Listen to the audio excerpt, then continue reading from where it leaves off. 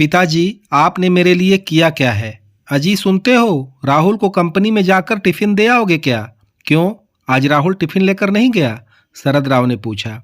आज राहुल की कंपनी के चेयरमैन आ रहे हैं, इसलिए राहुल सुबह 7 बजे ही निकल गया और इतनी सुबह खाना नहीं बन पाया था। ठीक है, दे आता हूँ मैं।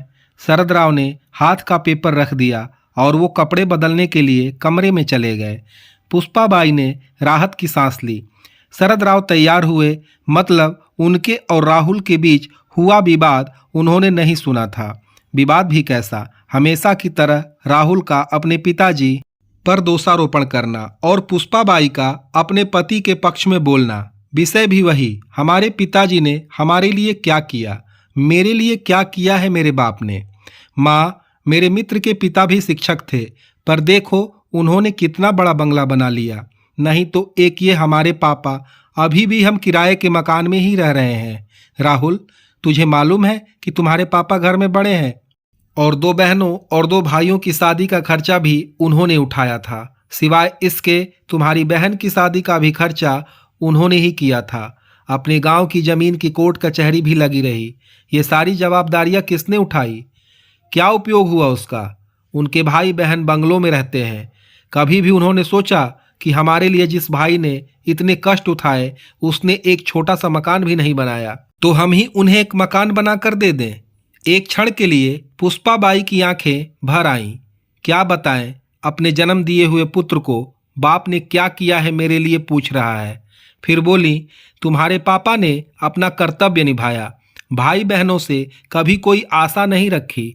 राहुल मूर्खों जैसी बात करते हुए बोला, अच्छा वो ठीक है, उन्होंने हजारों बच्चों की ट्यूशन ली।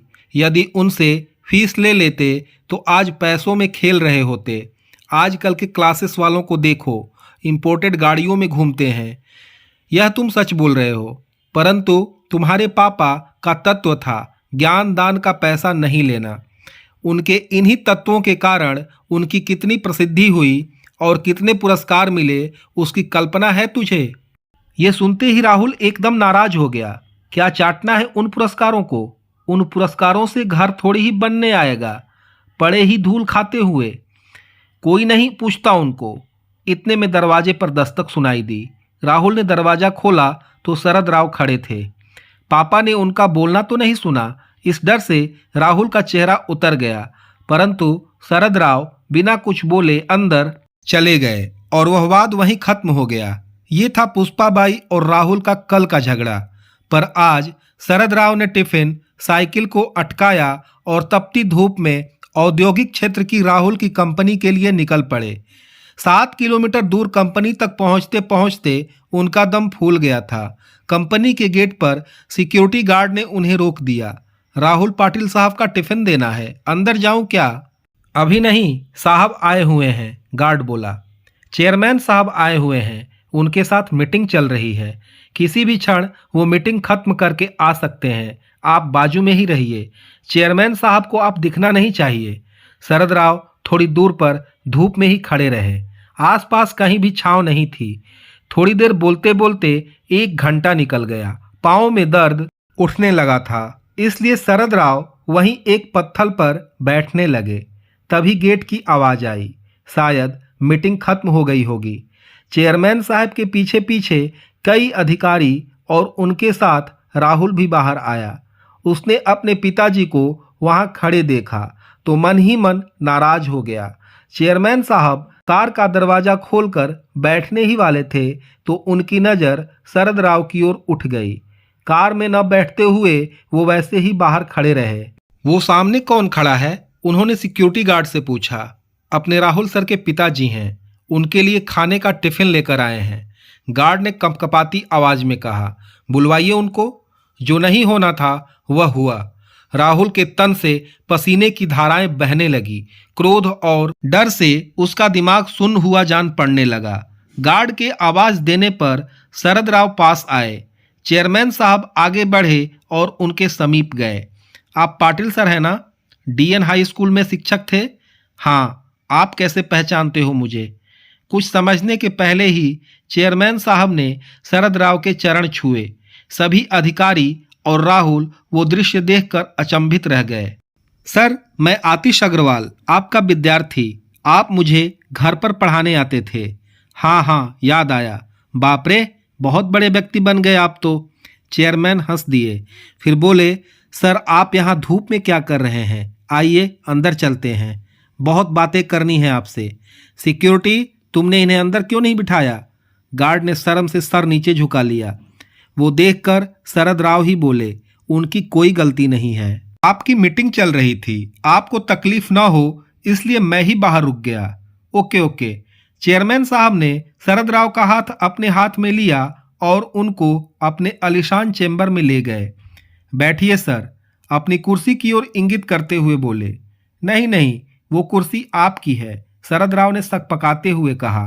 सर, आपके कारण वो कुर्सी मुझे मिली है, तब पहला हक आपका है। चेयरमैन साहब ने जबरदस्ती से उन्हें अपनी कुर्सी पर बिठाया। आपको मालूम नहीं होगा पवार सर, जनरल मैनेजर की ओर देखते हुए बोले। पाटिल सर नहीं होते तो आज ये कंपनी नहीं होती और मैं मेरे पिताजी की अनाज की दुकान संभालता रहता। राहुल और जीएम दोनों आश्चर्य से उनकी ओर देखते ही रहे। स्कूल समय में मैं बहुत ही डब्बू विद्यार्थी था। जैसे तैसे मुझे 9वीं कक्षा तक पहुंचाया गया।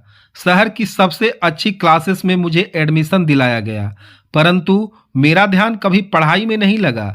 उस पर अमीर बाप की औलाद। दिन भर स्कूल में मौज मस्ती और मारपीट करता। शाम की क्लासेस में बंक मारकर मूवी देखना, यही मेरा सगल था। माँ को वो सहन नहीं होता। उस समय पाटिल सर कड़े अनुशासन और उत्कृष्ट शिक्षक के रूप में प्रसिद्ध थे। माँ ने उनके पास मुझे पढ़ाने की विनती की, परंतु सर के छोटे से घर में बैठने के लिए जगह ही नहीं थी, इसलिए सर ने पढ़ाने में असमर्थता दर्शाई। माँ ने उनसे बहुत विनती की और हमारे घर आकर पढ़ाने के लिए मुंह मांगी फीस का बोला। सर ने फीस के लिए तो मना कर दिया, परंतु अनेक प्रकार की विनती करने पर घर आकर पढ़ाने को तैयार हो गए। पहले दिन सर आए। हमेशा की तरह मैं शैतानी करने लगा। सर ने मेरी अच्छी तरह से धुनाई कर दी। उस धुनाई का असर यह हुआ कि मैं चुपचाप बैठने लगा। तुम्हें कहता हूँ राहुल, पहले हफ्ते में ही मुझे पढ़ने में रुचि जागृत हो गई। तत्पश्चात मुझे पढ़ाई के अतिरिक्त कुछ भी सुझाई नहीं देता था। सर इतना अच्छा पढ़ाते थे। अंग्रेजी, गणित, विज्ञान जैसे विषय जो मुझे कठिन लगते थे वो अब सरल लगने लगे थे। सर कभी आते नहीं थे तो मैं व्यग्र हो जाता था।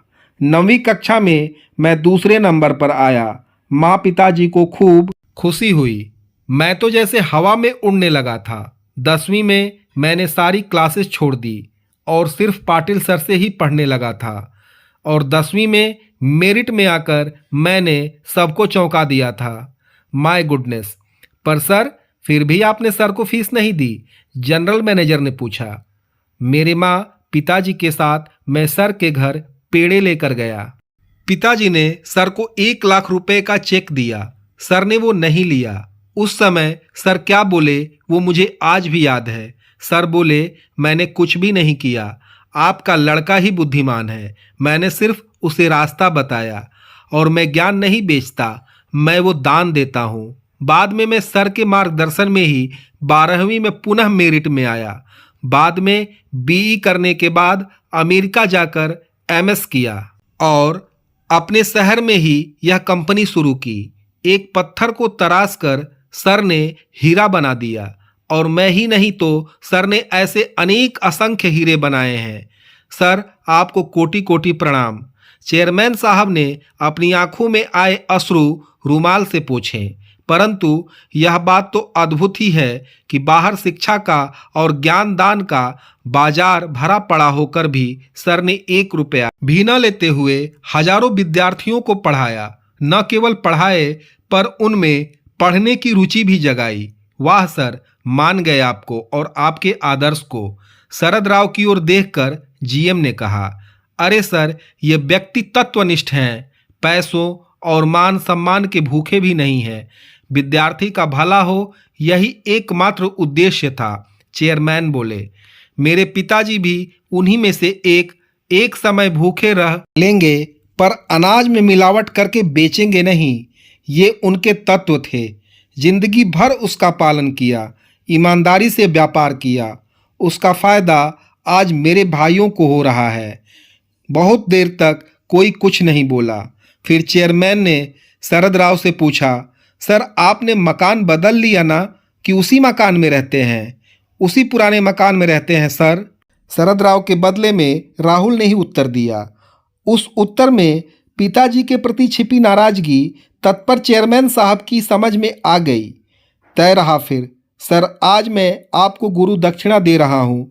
इसी शहर में मैंने कुछ फ्लैट्स ले रखे हैं, उनमें का एक 3 BHK का मकान आपके नाम कर रहा हूँ, क्या? शरद राव और राहुल दोनों आश्चर्यचकित रूप में बोले, नहीं नहीं, इतनी बड़ी गुरु दक्षिणा नहीं चाहिए मुझे। शरद राव आग्रहपूर्वक बोले। चेयरमैन साहब ने शरद राव के हाथ को अपने हाथ में लिया। सर प्लीज ना मत करिए और मुझे माफ़ करें। काम की अधिकता में आपकी गुरु दक्षिणा देने में पहले ही बहुत देर हो चुकी है। फिर राहुल की ओर देखते हुए उन्होंने पूछ लिया, राहुल तुम्हारी शादी हो गई क्या? नहीं सर, जम गई है। और जब तक रहने को अच्छा घर नहीं मिल जाता तब तक शादी नहीं हो सकती। ऐसी शर्त मेरे ससुर जी ने रखी होने से अभी तक शादी की डेट फिक्स नहीं की, तो फिर हाल भी बुक नहीं किया। चेयरमैन ने फोन उठाया और किसी से बात करने लगे। समाधान कारक चेहरे से फोन रखकर धीरे से बोले, अब चिंता की कोई बात नहीं, तुम्हारे मैरिज गार्डन का काम हो गया। सागर लॉन्स तो मालूम ही होगा। सर वह तो बहुत महंगा है। अरे तुझे कहाँ पैसे चुकाने हैं? सर के सारे विद्यार्थी सर के लिए कुछ भी कर सकते हैं। सर के बस एक आवाज़ देने की बात है, परंतु सर तत्वनिष्ठ हैं, वैसा करेंगे भी नहीं। इस लॉन्स का मालिक भी सर का ही विद्यार्थी है। उसे मैंने सिर्फ बताया तो सिर्फ हॉल ही नहीं तो भोजन सहित संपूर्ण शादी का खर्चा भी उठाने की जिम्मेदारियां ली हैं उसने, वह भी स्वखुशी से। तुम केवल तारीख बताओ और सामान लेकर जाओ। बहुत बहुत धन्यवाद सर। राहुल अत्यधिक खुशी से हाथ जोड़कर बोला, धन्यवाद मुझे नहीं, तुम्हारे पिताश्री को दो राहुल, ये उनकी पुड़ियाई है। और मुझे एक वचन दो राहुल, सर के अंतिम सांस तक तुम उन्हें अलग नहीं करोगे और उन्हें कोई दुख भी नहीं होने दोगे। मुझे जब भी मालूम चला कि तुम उन्हें दुख दे रहे हो तो न केवल इस कंपनी से लात मारकर भगा दूंगा, परंतु पूरे महाराष्ट्र भर के किसी भी स्थान पर नौकरी करने लायक नहीं छोड़ूंगा। ऐसी व्यवस्था करा दूंगा। चेयरमैन साहब कठोर शब्दों में बोले, नहीं सर, मैं वचन देता हूं वैसा कुछ भी नहीं होगा। राहुल हाथ जोड़कर बोला। शाम को जब राहुल घर आया तब शरद राव किताब पढ़ रहे थे। पुष्पाबाई पास ही सब्जी काट रही थी। राहुल ने बैग रखी और शरद राव के पांव पकड़कर बोला, पापा मुझसे गलती हो गई, मैं आपको आज तक गलत समझता रहा। मुझे पता नहीं था पापा आप इतने बड़े व्यक्तित्व लिए हो। शरद राव ने उसे उठाकर अपने सीने से लगा लिया।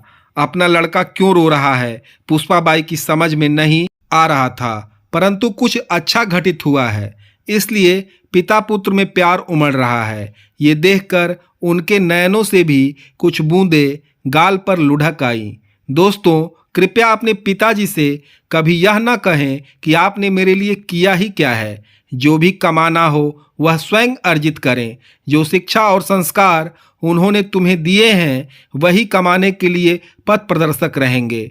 तो दोस्तों यह कहानी आपको कैसी लगी आप लोग हमें कमेंट के जरिए ज़रूर बताइए और हमारे इस चैनल को सब्सक्राइब कीजिए, वीडियो को लाइक कीजिए और अपने दोस्तों के साथ शेयर कीजिए। आपका दिन शुभ हो और मंगलमय हो।